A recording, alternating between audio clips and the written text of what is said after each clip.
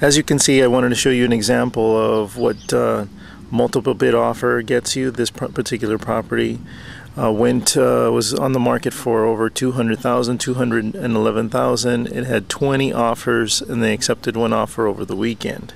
I want to show you what the condition is of the home on the inside for those folks who are waiting at the present moment to see what kind of inventory is out on the market right now.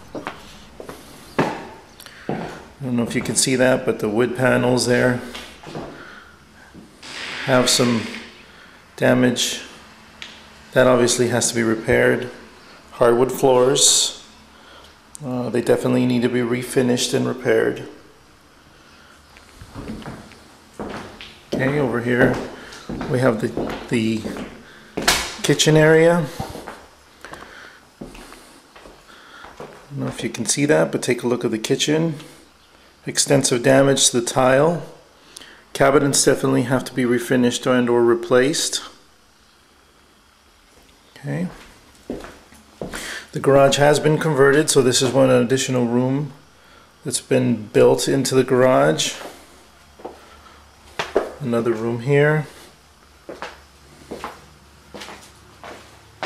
Okay, so this has been converted.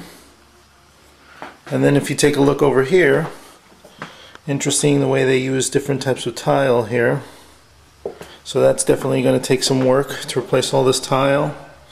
Now this area right here, it appears as though it is a room, but there are a lot of code violations.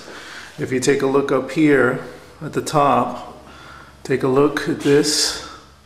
That's definitely going to be a violation. So if you're using an FHA loan, the appraiser would call this, and open wires like that are a definite no-no when it comes to FHA.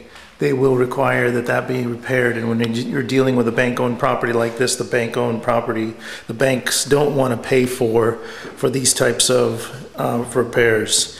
They would rather avoid that. Unless the property's been on the market for a while, then they're probably more than willing to negotiate, but this was only on the market for about 8 days. Now this is actually a non-permitted room. You can see the actual the actual roof ends here, so they just built on it. So there's a potential that this room would have to be torn down and unmodified. They also did a modification here, put in this makeshift door leading to the restroom, then another bedroom. Okay, and one thing I want to point out here is some evidence of some major Section 1 damage, some termite damage that needs to be completed. You have wood that's just falling apart, so termite issues here. And another serious issue here is the mold. You see mold there on the wall, and you also see evidence of mold on the wall here. That poses some major health issues also. So if you're a first-time home buyer, you would have to deal with that. This room, for the most part, is about the best looking room. And then we have the other bathroom. Hopefully you can see that. They did some tile work. This tile is a little better, and it actually looks much better than any of the other tile work in here. So this just shows the front room, and then we're going to take one quick look at the yard so you can see the backyard and what the yard looks like.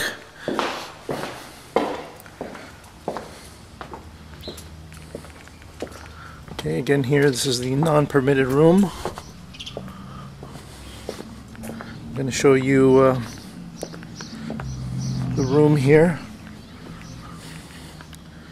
So again, they just put in an extension of the actual room itself, the outside of the wall of the house, so the structure itself. And so that's not permitted, and that may be an FHA issue if you're using that kind of financing.